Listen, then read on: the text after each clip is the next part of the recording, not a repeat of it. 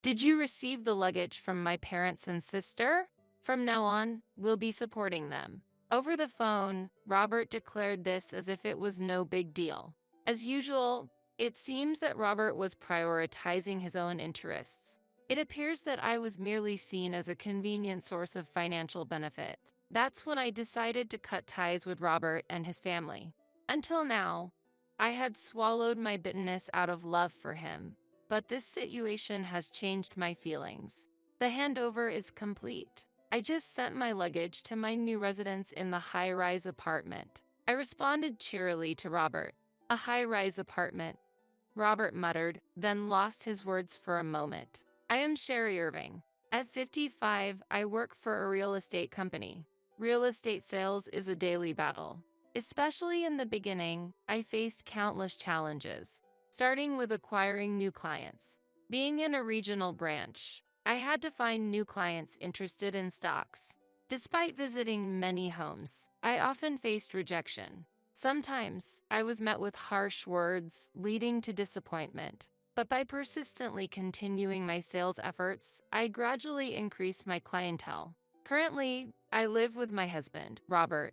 We met in college and later on got married. Of course, Robert was the one who proposed. Our only son, Max, is now an adult and employed. Due to his job, he currently lives a few hours away by train, which makes me feel a bit lonely.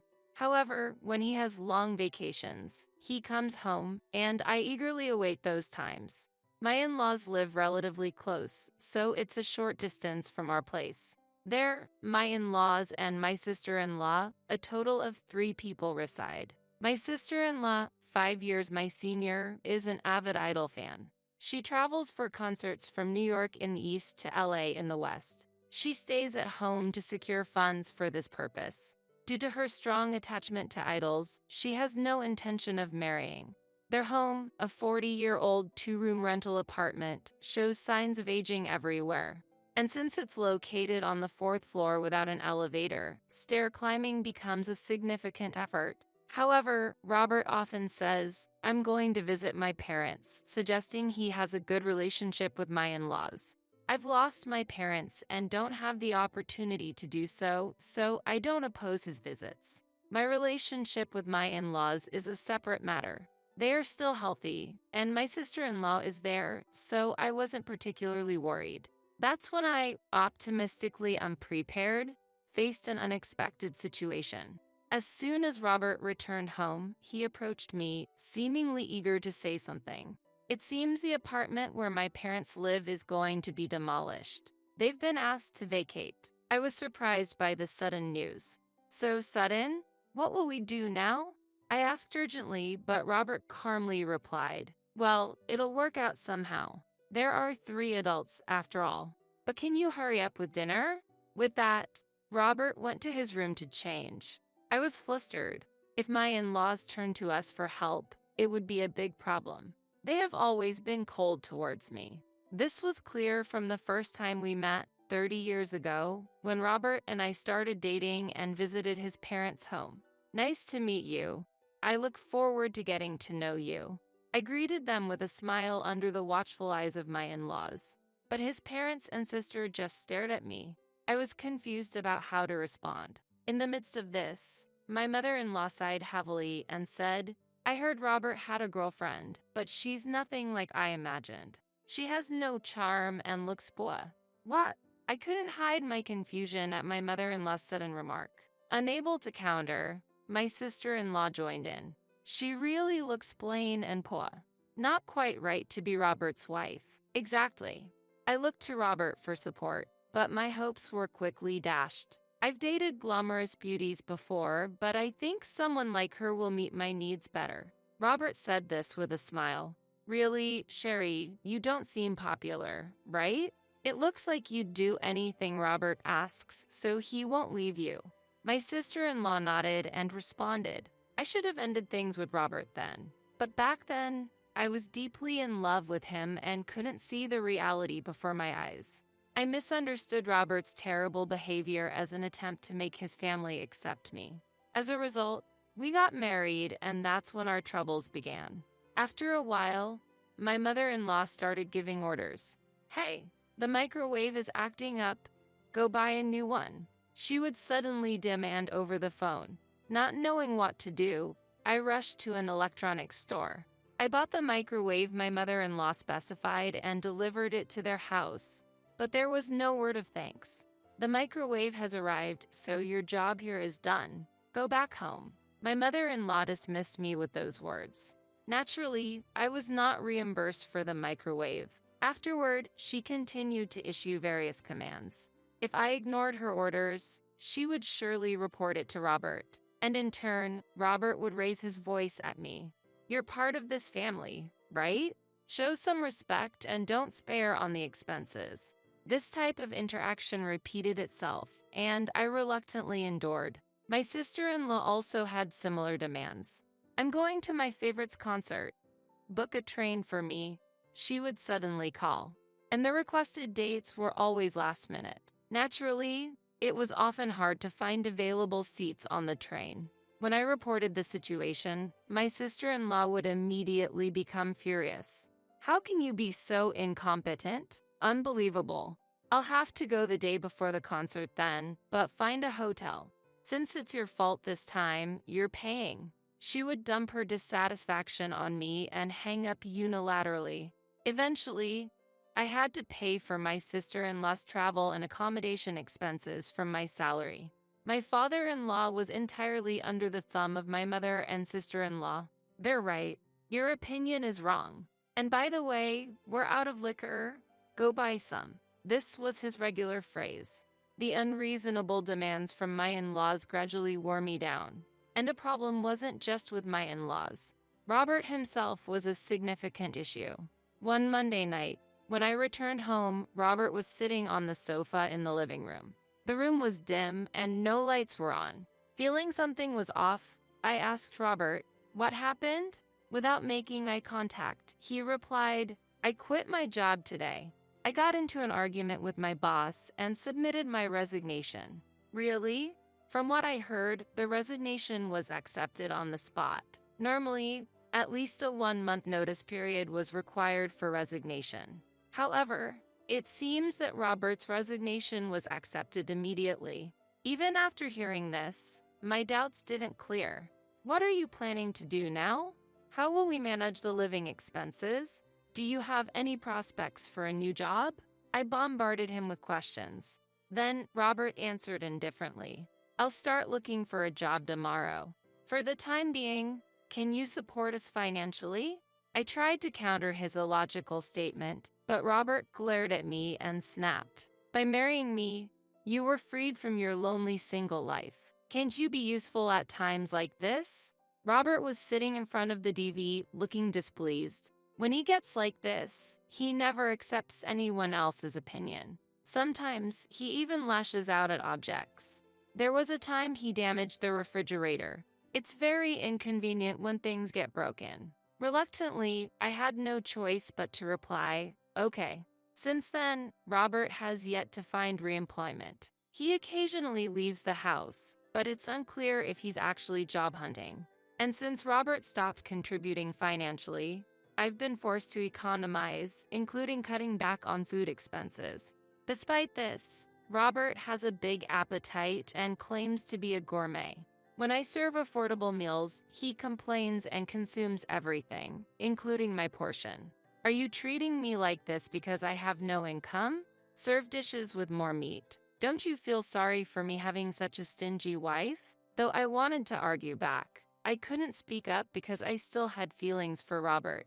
"I'm sorry," I apologized, while feeling utterly exhausted inside. On that day, the doorbell rang, and I stepped outside. Yes, 2 men, ready to bring in packages, stood before me. "This is the residence of Mr. Irving, right? We have some packages to deliver here." They informed me and started to bring the packages into the house. "Could you please wait a moment? Are you sure there's no mistake?" I hurriedly stopped them. With puzzled looks, they answered, "We got clear instructions from the homeowner, Mr. Robert Irving. It's difficult for us to proceed if you obstruct us." They began to bring in one box after another. I couldn't just stand by and watch this happen. I immediately called Robert. Fortunately, he answered the phone right away. Robert, movers are bringing in loads of boxes right now. What's all this stuff? Robert's response was unexpected. Did you receive the luggage from my parents and sister? From now on, we'll be supporting them. Over the phone, Robert declared this as if it was no big deal. What do you mean by that? They're being kicked out of their apartment. We have space here, so I suggested they move in with us. Plus, I'll get a share of Dad's pension, so it'll be like pocket money for me. As usual, it seems that Robert was prioritizing his own interests. The fact that he regarded the money received as mere pocket money was astonishing. Living with my in-laws will undoubtedly add further strain to our finances. Yet, there was no sign that Robert intended to contribute to this household. It appears that I was merely seen as a convenient source of financial benefit. That's when I decided to cut ties with Robert and his family. Until now, I had swallowed my bitterness out of love for him, but this situation has changed my feelings. At the moment I solidified my decision, Robert continued. So, how long will it take to unpack? He asked as if it were nothing out of the ordinary. How? I couldn't hide my surprise, but Robert seemed oblivious. He continued as if it were a matter of course. It's about the unpacking. Mom and Sis are getting old, so they can't handle the hard work, right? You'll take care of the unpacking while we stay at a hotel. I felt anger at Robert's suggestion that I handle all my in-laws' belongings alone. He should regret this. After some thought, I replied, I think it will take about a week. Robert's voice suddenly revealed his dissatisfaction. A week? Isn't that clearly too much time? You're really inefficient. I'll convince Mom and the others, so make sure everything is sorted within a week. I'll send the transfer form for the moving expenses later. Don't forget to receive it. With that, he ended the call. His attitude in asking for favors was truly infuriating. I'll make him realize soon, I muttered quietly, and after a week passed, I received a call from Robert. Is all the unpacking done? Mom and the others will be back soon. Do you have the payment slip for the moving expenses? Robert was talking cheerily for some reason. I could hear the voices of my in-laws in the background. Now we have a handy house helper nearby. You'll follow our instructions, right? There's no salary, but we're family, so that's fine. Mom, I think that's a bit direct. But she's not really family, so being a house helper might be just right for her. My sister-in-law said, laughing. Because she's a fake family member. My father-in-law agreed. These people were not my family. They were just strangers from the start. So I responded with a smile. The handover is complete. I just sent my luggage to my new residence in the high-rise apartment. I responded cheerily to Robert. A high-rise apartment. Robert muttered, then lost his words for a moment. In fact, right after I got the call from Robert a week ago, I took action immediately. First, I explained everything to Max. Max was quite furious and decided to stand by me. And there was something Robert didn't know. I had actually bought a room in a high-rise apartment for investment purposes. The real estate company I work for deals with investment apartments for high-income earners. In my second year of working, I took out a long-term mortgage and acquired a room in a high-rise apartment. The room has one bedroom and is not very spacious, and since it was on the third floor, it was relatively affordable in that building. Still, purchasing the apartment was a major decision. I am proud that I made a brave choice. After buying the room, I quickly put it up for rent, and until now, the rental income had been covering the mortgage repayment successfully. However, the previous tenant had just moved out, and the income had stopped. So, I decided it was the perfect opportunity to move.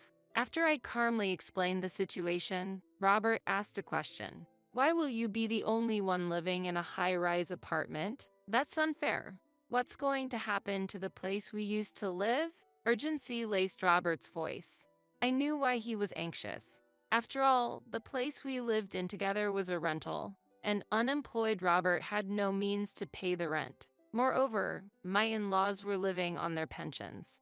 Compared to a rental apartment, the rent for the house we used to live in was significantly higher. Plus, my sister-in-law spent all her earnings on chasing idols and probably had little savings. I pretended to know nothing and answered, "If the whole family lives here, there shouldn't be any problem. The lease is in Robert's name, so there's no need for any changes, and there shouldn't be any issues, right? Well, you are currently jobless, but I'm sure you'll find something soon, so no worries." Despite my cheerful response, I could sense the disturbance on the other end of the phone. "Wait, this house isn't our property? The rent seems to be quite a lot. How much is it per month?" My mother-in-law was clearly anxious. "I've spent it all on idols, so I can't pay any rent." "And what do you mean Robert is jobless? How have you been managing the living expenses then? The pension I receive isn't nearly enough to pay rent for such a big place." My father-in-law was also confused. My in-laws and sister-in-law united in throwing accusations at Robert. They must have reached their breaking point. Finally, Robert exploded and yelled at me. "Why are you deciding everything on your own? Get ready because we're getting a divorce." I responded calmly, "I don't mind getting a divorce. In fact, I'm already consulting with a lawyer. You should be receiving the notification soon." I answered with a calm smile. "What?"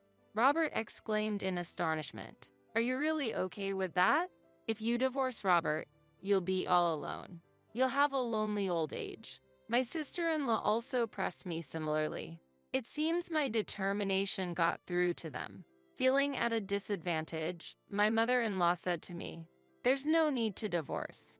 We are one family. As long as you comply, like before, there won't be any problems." My father-in-law joined in. "Don't be stubborn, come back home." I despised how they changed their tune when their position worsened. They needed me, and without me, they would struggle to live. As these thoughts went through my mind, Robert said, "Our family is very generous. Be grateful, apologize, and come back." My in-laws and sister-in-law agreed, especially my sister-in-law, who inappropriately said, "I'll live in the high-rise apartment instead, so vacate that room quickly." I had no intention of returning, so I made it clear. I absolutely refuse. Robert and the others are just after my assets and free labor. It's impossible for me to return to such an environment. Criticism came flying from them, getting all high and mighty just because I'm silent. "Don't say whatever you want. What will happen to Max if we actually get a divorce? Won't his chances of getting married decrease if he's from a broken home?" Robert said gleefully. He loved Max. He was his beloved son. My mother-in-law also loved Max very much. "Let's live together when Max comes back. Ignore this person," she said cheerfully. My father and sister-in-law seemed happy too. I hope their expectations shatter into pieces. I've told Max everything, so he's on my side now. He looks down on you, Robert, and might not want to see you again. I spoke cheerfully. Robert, surprised, said, "I thought Max loved me," in a disappointed tone. Since Robert used to say that Max was the apple of his eye, this situation must be particularly hard to accept. My mother-in-law muttered, "Max," while seeming to tear up. My sister and father-in-law were silent, unable to say anything.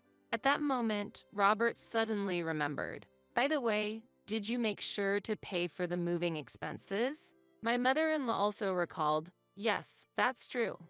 Why would they think that the oppressed party should pay for the moving expenses? Especially when divorce was being discussed." So I calmly replied, "I haven't paid. It was supposed to be several $1,000s, right? How do you plan to come up with such a large amount?" Robert's voice was trembling. "I thought you were going to cover those costs. I have no money and can't possibly pay. Just take care of the moving expenses somehow." My mother and sister-in-law were in a panic. "What are you planning to do, Robert? We don't have any money. We just bought new furniture, too. I bought my idol merchandise on credit thinking I would live in a spacious room. I intended to have Sherry cover the costs." My sister-in-law exclaimed in a voice of despair. After that, Robert and my in-laws continued to shift blame onto each other. Continuing this conversation wouldn't lead to anything productive. "Please communicate through the lawyer from now on. I stated this and ended the call. Then, I quietly blocked the numbers of Robert and my in-laws. Subsequently, Robert and I went through with the divorce, but it was a contentious process. I think Robert hoped to cancel the divorce and continue receiving financial support since he was jobless, including for the moving expenses. However, his plan fell apart when his beloved son, Max, began to look down on him. During the consultations at the law firm, Max, who stayed with me for a while, declared to Robert and the others, "My family is now only my mother. I cannot call people who cause her pain, like my father and grandparents, my family. After the divorce, I will be with my mother." Max resolutely rejected Robert and my in-laws. This confused Robert and my mother-in-law. They turned to me, saying, "Can't you persuade Max? You started the problem and involved the family. Aren't you aware of the trouble you're causing?" I declared firmly, "What are you trying to say? Should I endure like before, playing the role of a maid? You don't work and don't lift a finger at home, and you plan to let your parents and sister live with us, pressuring me? I won't return to that place." Perhaps my voice was too loud, as Robert and my in-laws were taken aback. Calmly, I continued, "My family is only Max. You and the others are now strangers. I will not be involved or support you financially anymore." Robert and my in-laws looked displeased. With my firm decision and the lawyer's persuasion, the divorce was finalized. However, Robert still contacted me through the lawyer several times afterward. "I can't find a job and might be evicted. I covered the moving expenses with a loan, but the interest is piling up. It's the end if this continues. Please, can we start over? I'll even kneel if necessary." The lawyer said that not only Robert but also my in-laws were desperately reaching out. "Please help. We need financial support. Robert doesn't work and just watches TV all day. I'm too weak to manage the housework properly. Can you at least take care of me?